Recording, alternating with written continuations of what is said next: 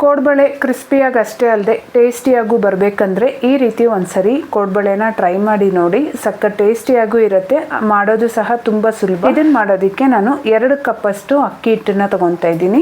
ಅದೇ ಕಪ್ಪಲ್ಲಿ ಅರ್ಧ ಕಪ್ಪಷ್ಟು ಚಿರೋಟಿ ರವೆ ಹಾಕ್ಕೊತಾ ಇದ್ದೀನಿ. ಚಿರೋಟಿ ರವೆ ಬದಲಾಗಿ ಮೈದಾ ಸಹ ಯೂಸ್ ಮಾಡ್ಕೋಬೋದು.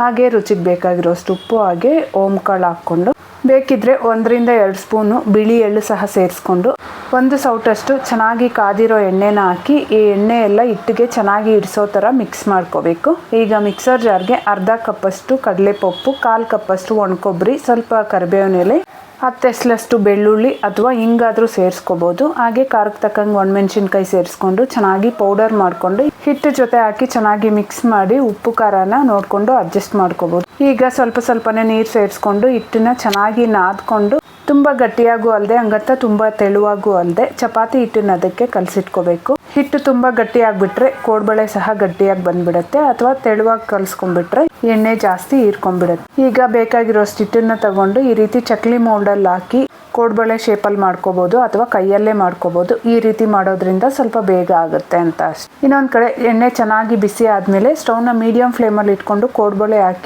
ಮೀಡಿಯಂ ಫ್ಲೇಮಲ್ಲೇ ನೊರೆ ಕಡಿಮೆ ಆಗಿ ಕಲರ್ ಚೇಂಜ್ ಆಗೋವರೆಗೂ ಫ್ರೈ ಮಾಡ್ಕೋಬೇಕು. ಇನ್ನು ಪ್ರತಿಯೊಂದು ಬ್ಯಾಚಲ್ಲೂ ಎಣ್ಣೆ ಚೆನ್ನಾಗಿ ಬಿಸಿ ಆದಮೇಲೆ ಕೋಡ್ಬಳೆ ಹಾಕಿದ್ರೆ ಕೋಡ್ಬಳೆ ಗಟ್ಟಿ ಆಗಲ್ಲ.